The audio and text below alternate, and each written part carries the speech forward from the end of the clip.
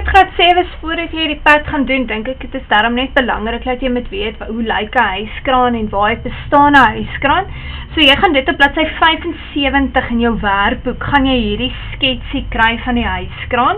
En ek gaan hom nou baie vinnig net so bietjie gou saam met jou deur hardloop en vir jou verduidelik hoe werk 'n hyskraan. Nou goed, so ons het hier 'n hyskraan, wat dan nou hierso 'n horisontale balk het. Hulle noem dit die hyskraan balk. En dan sal jy sien, hierso is dan jou vertikale balk, wat dan nou hier gaan op die vertikale kolom. Jy gaan sien, hy is versterk in hierdie geval deur triangulering, waarvan ons reeds al geleer het. En dan het hy ook 'n breë basis en word hy ook gewoonlik hier dan nou in die grond geanker.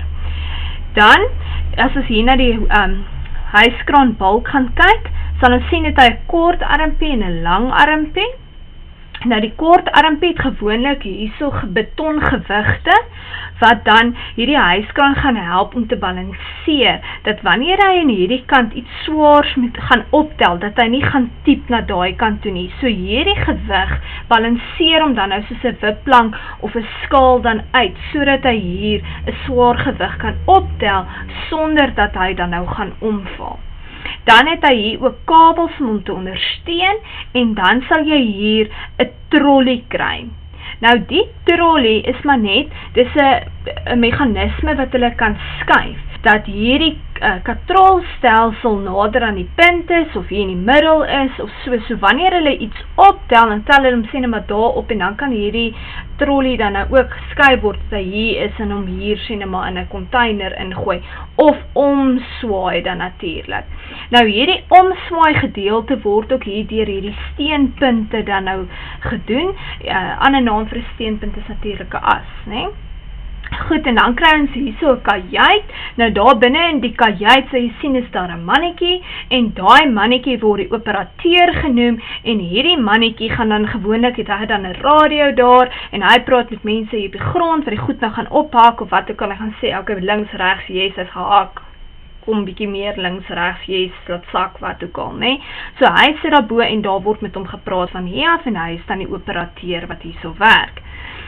Dan, as ons by die katrolstelsel kom, het ons nou al reeds geleer, van dat ons dan hier 'n vaste katrol het, en hier in die onderkant die loskatrol het.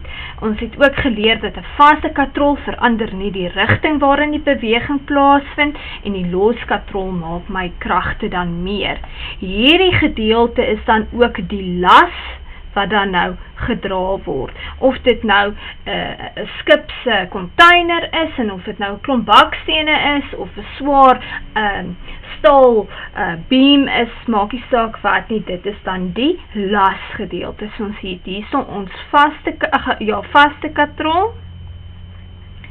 Jy kan dit maar net daar invul op bladsy 75, en hierdie is dan my loskatrol. Oeps, nou maak ek dit sommer een woord, loskatrol. Kies hy met 2 woorde wees.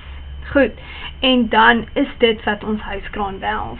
Goed, alles is nie vreeslik moeilik nie. Jy hoef dit nou nie te gaan leer vir 'n eksamen nie, so hierdie moontlike vrae hieronder is nie vir die pad belangrik nie, maar ek voel, dit is belangrik dat jy weet hoe werk 'n hyskraan, want mens kan hom nie 'n pad gaan doen as jy nie weet hoe lyk 'n hyskraan en hoe werk 'n hyskraan nie.